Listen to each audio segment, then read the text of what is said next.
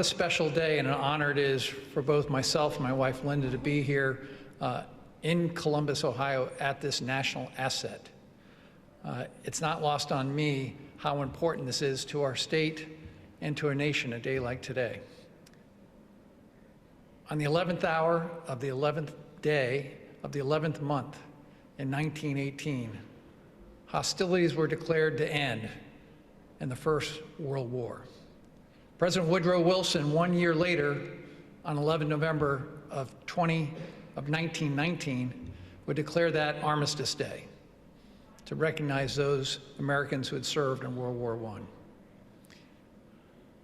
In 1938, Armistice Day would become a national holiday. In 1954, retired five-star general and then President of the United States, Dwight D. Eisenhower, would change Armistice Day to Veterans Day in honor of the conclusion of the largest mobility and biggest war, World War II, and the end of the Korean War. So this is a day that we not only thank those who have served in our armed forces, it's a day that we remember the difference that veterans make for our nation. This is an important day. And for me personally, my dad's oldest brother, who has long since passed, my Uncle Pete, served under George Patton in World War II in the 3rd Army. My brother served in the Marines in Iraq. Our son, Chris, served in the Army and deployed to Taji. And yes, I served 38 years. I'm proud to say that I wore the cloth of the nation as a naval officer, as a flyer, as an aircraft carrier captain, and as an admiral for 10 years before I turned my career into higher education. So this is a special day for our family, our first Veterans Day to be here in the great state of Ohio and to spend this time with each and every one of you. You know, as I reflect on the importance of not only Veterans Day, but what this museum has come to represent, because it goes well beyond just World War I. It honors our veterans going all the way back to the founding of our nation. And the state of Ohio is no stranger to events that shaped our nation, our military, and quite frankly, the world. Just 2 hours away from us here, on the coast off of Cleveland and Lake Erie, one of the most amazing battles that determined us as a military power in our country occurred. It was the Battle of 1812. After we had already declared independence, become a nation, we began to reshape our Navy with the original 6 frigates. And it was in June of 1813, as that battle was going on against our British adversaries, the Navy captain named James Lawrence was mortally wounded on board the USS Chesapeake off the coast of Boston. And as he lay there dying on the deck of that ship, his last words, "Don't give up the ship." It would become a rallying cry. And a Navy Commodore from Newport, Rhode Island, my own home state, Oliver Hazard Perry, was good friends with Captain Lawrence. In fact, he would name his flagship the USS Lawrence. And he created a flag, a blue-black background with white letters that said, "Don't give up the ship." And so he brought that flotilla of US Navy ships into Lake Erie against the best Navy the world had ever seen, the British Navy. They defeated them. They were outmanned, outgunned, outmaneuvered, and that battle cry became this idea that is not just for the Navy, it's for all of our military and really our way of life as Americans. We never give up, no matter the odds. They won that battle. It changed the tide of the war, cut off supply lines, and it established us as an American military and maritime power. Now, as I think about the importance of our veterans today in the United States, 18 million strong. Our American military today is one of the smallest we've had, dating back to World War II, with less than 1% of our men and women serving in uniform today. And yet, I would tell you that our American military today is as strong as it's ever been. As I think about the veterans that are here in the state of Ohio, just under 650,000 strong. We're the 5th largest population of veterans of any state in the country. Bigger than New York, bigger than Virginia, and just a little bit less than the veterans in the state of Pennsylvania. So this is a state that embraces its veterans, and I am proud to be part of that with you. This past Friday, I was installed as the 17th president of The Ohio State University, a very proud day for not necessarily me personally, but I think for the future of our university, our state's flagship university. We laid out a 10-year plan based on a motto that we took on in 1938. The 6th president of Ohio State, George Washington Reitmeyer, took that motto on, called Education for Citizenship. It's this idea of service. It's not disconnected from the idea of military service. And of course, as I watched our Army ROTC up here present the flag, it wasn't lost on me that, when we were founded as an academic institution in 1870, we started our first classes in 1873 with a class of 24, all part of agriculture. We were also a military and science academic program. Our first military science and tactics course was taught in 1874, 150 years ago. And yet, as we've become a very military-friendly university, we're one of the top 25 in the nation. I declared on Friday that we intend to be the best university for military veterans. That is our intent. And we will, yes, it's okay, you can clap for that.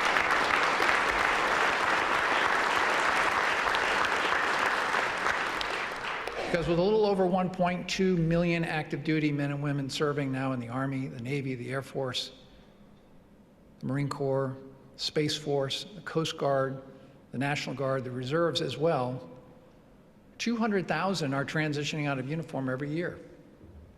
And 3 in 4 of them, the first thing they're looking for is to get a degree. Most of our officer corps today, of course, have college degrees, but only 17% of our enlisted corps have a post-secondary degree. I want The Ohio State University to be the very first choice that those transitioning men and women, as well as our active duty forces, when they want to finish a college degree, I want them to be thinking about The Ohio State University. That's one way that we can help and continue to serve our veterans.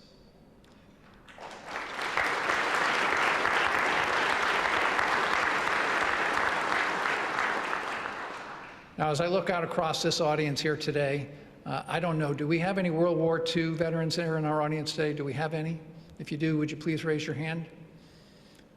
As many of you know, that population is really dwindling. We're less than 50,000 living World War II veterans in our country today. Korean War and Vietnam War veterans, would you raise your hand for me, please? I know we have quite a few, yes.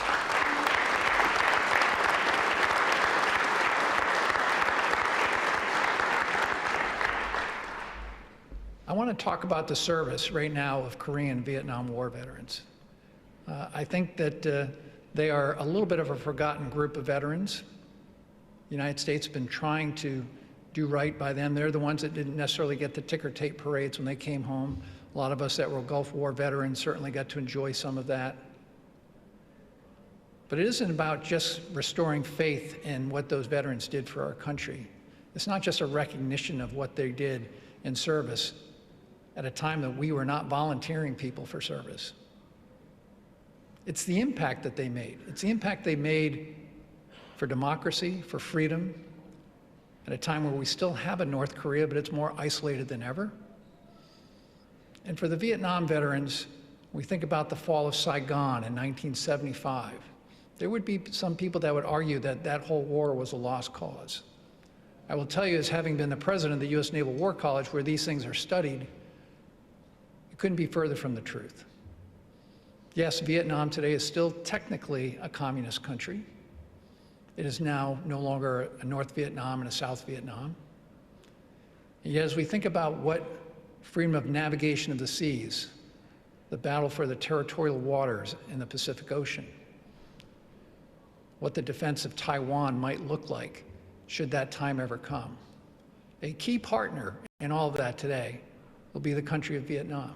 They are more friendly to the United States than they've ever been, having worked with them personally, they're replicating our education system. They're replicating our service academies. They're looking for more open border access between our two countries. And technically, we consider them an ally.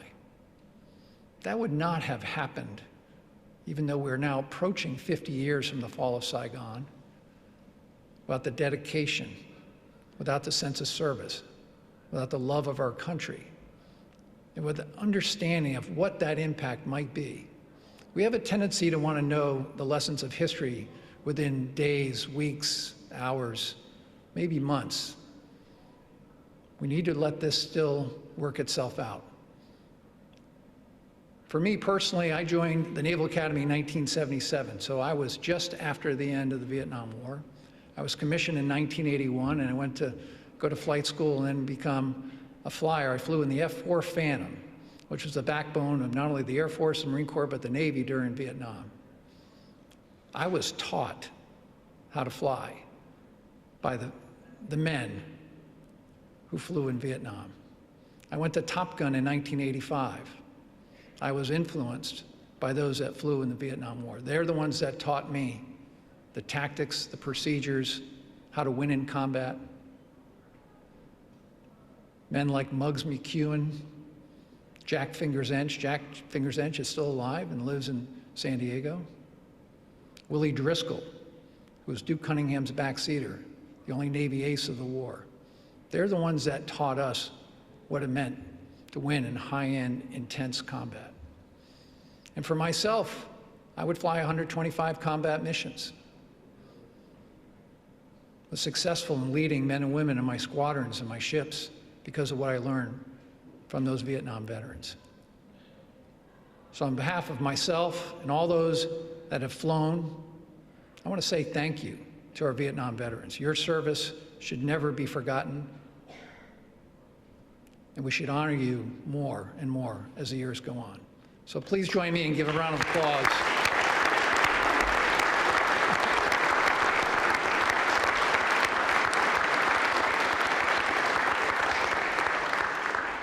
I was very fortunate. I served 38 years in the Navy. I actually flew in fighter jets for 35 of those 38 years. My last operational flight was just a mere 12 years ago. And I often hear about people talking about whether this generation of men and women are as tough or have what it takes to win in tough situations. As you can imagine, I have quite a few sea stories. I could tell you a lot of stories about what it was like to be under fire in different places like Kuwait and Iraq and Afghanistan and Kosovo.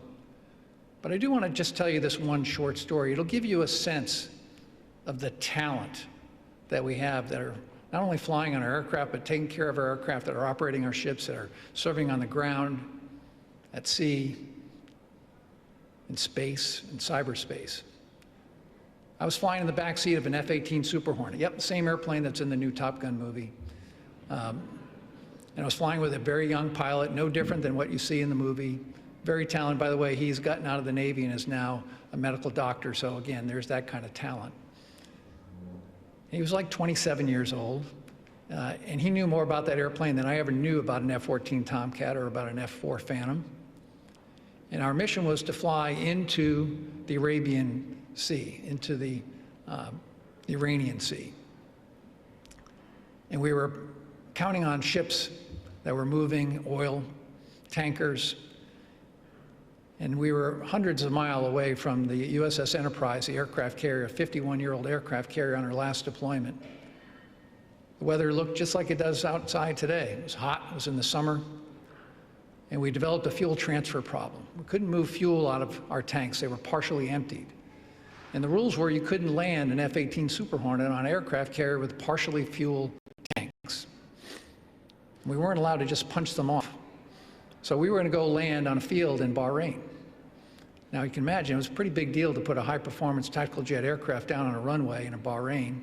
And as we were approaching the landmass, we could see a dust storm come. And it was so dramatic, and it was moving, and it was completely covering and almost zero visibility. We quickly realized we were not going to be able to outrun this major dust storm, but we knew there was a classified air base that was in the southern part of the island of Bahrain. So now we're racing at 500 miles an hour to get out in front of this storm, and we're running low on usable fuel. And as we turn south to north to make our approach to this runway, highly classified, we had Navy jet aircraft there, the storm overtook the runway. There was no precision approach into the runway, and now we were low enough on fuel, we weren't sure exactly how we were going to land or how long the storm would last. Now, because I had been taught by those amazing men from that Vietnam era, I was always taught to think just a little bit out of the box. And as talented as my young pilot was, he hadn't actually considered that we had one of the best GPS systems that you could have in an aviation aircraft. So we dropped a waypoint to the end of the runway, and we did our own precision approach, self-contained, in the cockpit of that airplane without a controller talking to us. My pilot never saw the runway as we touched down on it in the middle of a dust storm. And it didn't matter. It was just as if we could have seen it from 10 miles away. And that happened because of the talent that he had. He not only saved that airplane, he saved my life. And of course, the fix was like a 3-minute fix. We got the fuel flowing, we filled the airplane up, we went back and landed on the aircraft carrier. It sounds like just another normal day at sea on an aircraft carrier, but I would tell you it's not. It's never been lost on me the talent that we have and our young men and women that are out there serving, protecting our democracy, protecting our freedom. You know, as I close, I want to think back to another challenge that we're seeing today in our country. We've lost faith in a lot of the big institutions across the United States. And I'm not just talking about elected officials. I'm talking about the medical community, the pharmacies, higher education, which I've spoken to, but even the military. And it's having an impact on recruiting. So as we all think about what we can do for the future of our nation, again, with less than 0.5% of our Americans serving in uniform today, we can all be ambassadors for the importance of service. And I reflect back on the beginning, again, of our nation. Captain John Paul Jones, arguably the father of our Navy, as he was trying to recruit young men back in 1777 to go to sea. Pretty tough task, serving on wooden ships and sails with cannon and musket. Not a long life in that kind of work. But he knew he had to recruit, and he knew it mattered. So he walked all over the streets of Boston and Providence and New England to recruit. And the words that he spoke in 1777, 247 years ago, I think still resonate today. And yes, we're talking about the ocean, but you can translate that medium into air, land, sea, space, or cyberspace. These were his words. Sign on. Come sail with me. The stature of our homeland is no more than a measure of ourselves. Our job is to keep her free. Our will is to keep the torch of freedom burning for all. To this solemn purpose we call on the young, the strong, the brave, and the free. Heed my call. Come to the sea. Come sail with me. Ladies and gentlemen, I want to say thank you for being here today on this very special day. May God bless our veterans, their families, and all who support our veterans. And may God bless and protect our men and women who are standing the watch today all over the globe to protect the very freedoms that we have here today. God bless each and every one of you, and may God bless the United States of America. Thank you very much.